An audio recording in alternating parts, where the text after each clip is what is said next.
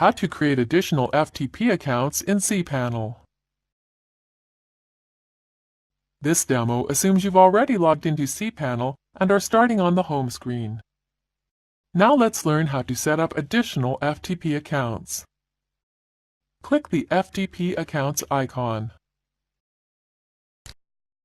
To create a new FTP account, enter a new login and password.